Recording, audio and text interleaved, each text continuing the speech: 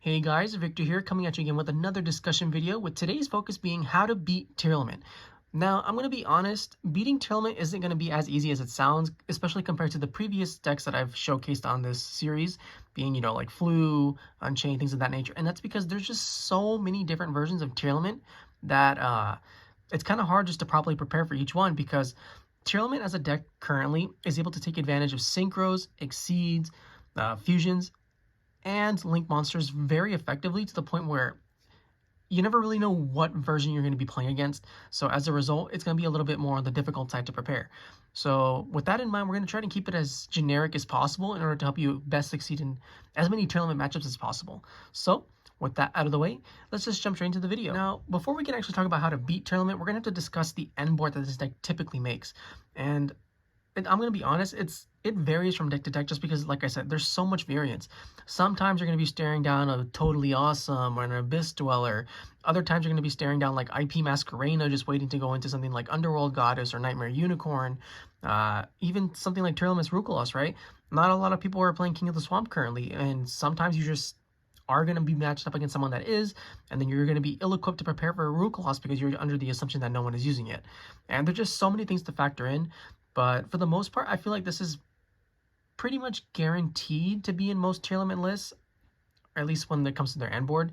So you're for sure going to be staring down a Beatrice in a lot of situations, just because, it's a foolish for pretty much any single card. So they just send their fusion monster, and then even if they're not playing Rokolos, they can still play Kaleido Heart, and then Kaleido Heart combined with the Primeval Planet Pearl Rhino will be able to spin back a card and pop a card. And then last we have Baron de Fleur, which is just a very good generic Omni Negate, which is very easy to make, especially if they're playing cards such as Destrudo or Diviner of the Herald. So yeah, for sure, these are probably going to be like the three main suspects that you actually see come down in a Tearlament end board, but it's not the be-all, end-all. And now that we have that out of the way, let's talk about cards that actually help you, defeat Tearlaments themselves. Now, first off, let's talk about floodgates that can go in when you're going first. There aren't really many floodgates that actually benefit you when you're playing against Tearlament. There can be only one, goes in match, things of that nature are just completely awful. Rivalry of the Warlords is solid, but as long as there's a Primeval Planet Pearl Rhino on the field, it's very easy to get rid of that and just continue to play on during either your opponent's turn or during the next turn. So I wouldn't really recommend it, but it is something that you can try out if you're like just, low on resources, or if you're playing like a mono type deck, because it's not terrible, but it's not the greatest. However, these two cards are probably like the be-all, end-all to help ensure that you can actually win going first against this deck. And let's focus on Anti-Spell Fragrance first. So, Tearlament as a deck plays a bunch of spells that are very impactful in helping you break boards, whether it's Tearlament Scream, Primeval Planet Pearl Rhino, any of the Foolish Burials, whether it's goods or regular Foolish Burial, whatever. Every single spell on this deck is extremely important and must resolve in order for the game plan to typically, actually function. And thanks to Anti-Spell Fragrance, you can pretty much guarantee that you will be able to, serve or shut them down for the most part. And obviously, this isn't going to always work, because there are times where a Tearlament player just opens all monsters in their hand. And because of the fact that they just have all monsters, something like Anti-Spell doesn't really matter. But those instances are few and far in between, and there's typically like a good mix between monsters and spells. So just being able to have flip the anti-spell and shut down a third of the deck is honestly invaluable. And then when it comes to the dimensional barrier, even though, as I mentioned earlier, Tearlament is able to play exceeds, fusions, links, whatever. Being able to flip Dimensional Barrier and call fusions can still sometimes just straight up win the game, because at its core, Tearlament will always be fusion summoning at some point during the combo. It doesn't matter if they play so many Synchros or Exceeds or Links, because being able to cut off the fusions is, sometimes just a game ender on its own, much like flipping Anti-Spell if your opponent has like a handful of spells. So when it comes to going first, I definitely feel like these are probably the two strongest cards that you can try and play. And now let's move on to the next portion of the video. Now for the next portion of this video, we're going to just talking about very good generic cards that you can try out to help you win the matchup. And we're going to be starting off with Book of Eclipse. So when it comes to Book of Eclipse, I honestly think it's still really powerful into a Tearlament board, just because for the most part, there's typically only going to be one negate that you have to deal with when playing against Tearlaments, whether it's like Baron de Fleur or Totally Awesome. You very rarely see both of them on the field. Like, it can happen, but it's very rare. So that means all you really have to do is stop or bait out the one negate, and then Book of Eclipse for the most part can actually just straight up win you the game, because you set everything, which means that you have to force out or you get to force out cards such as like Beatrice. You turn off their Tearlaments Screams, their Tearlaments Suliacs, things of that nature, because they don't have a face-up tier monster. And things can get really bad really fast, especially if you're able to open this card up in multiples against Tyr, just because that deck just struggles so much against cards such as Book of Eclipse. And the same kind of logic can honestly be applied to Evenly Matched. Once you bait their one negate, you just go straight to the battle phase, and because they're not playing the King of the Swamp anymore, that means they're not playing Grapha either, which means that they're not going to be able to stop the Evenly Matched. And much like Book of Eclipse, if the Evenly Matched resolves, while it's not the end of the world for the Tearlament player, they've lost so many precious resources that it's going to be a difficult battle to actually climb back. And for the last card that I want to talk about, it's going to be Cosmic Cyclone. So Cosmic Cyclone isn't the greatest, but it's honestly really versatile on how you can use it, whether you're going first or second. If you're going first, you can just set the Cosmic Cyclone, and then you can just chain it to their Primeval Planet Pearl Rhino, which in turn causes it to resolve without effect, so they won't be able to search a monster, and then because it's a hard once per turn, they won't be able to activate a second one again. And even if you're going second, right, you can just Cosmic Cyclone the back rows, because it's always going to be a Tearlament spell or trap, whether it's Suliac, Crime, Meta Noise, whatever.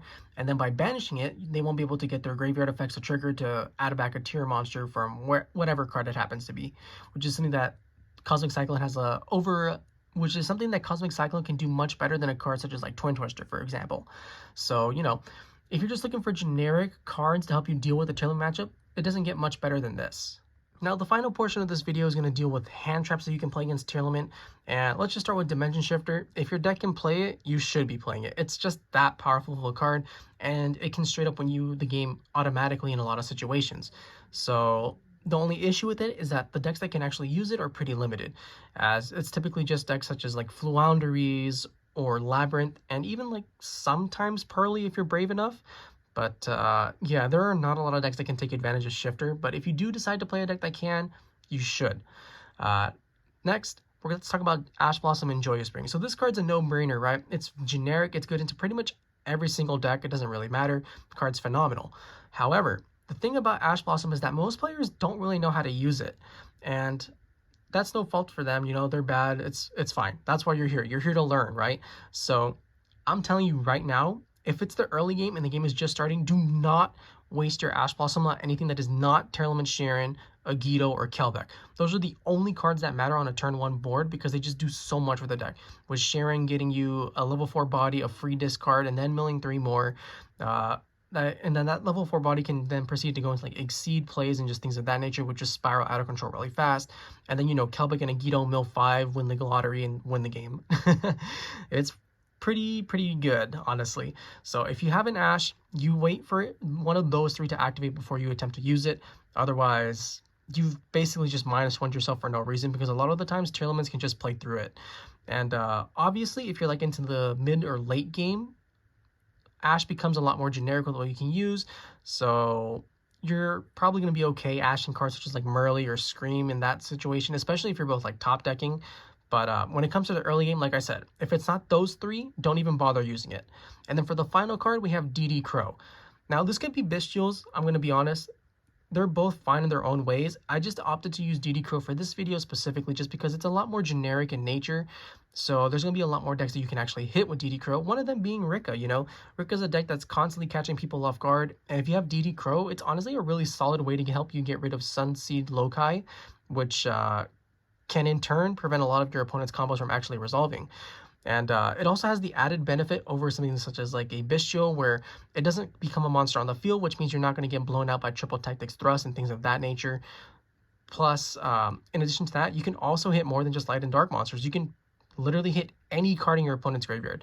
So it's good into way more matchups and, just things of that nature. So it's a really solid card, but if you want to play Bestials instead, you totally can, honestly. I just wanted to showcase DD Crow because I think it's a really cool card. And with that, that's the end of the video. I hope you guys enjoyed it. If you did, please feel free to like, comment, subscribe. And if you have any recommendations for what kind of decks you want me to focus on and help you try to beat, by all means, let me know down in the comment section below. I'd be happy to help. And with that, I'll catch you guys next time. See ya!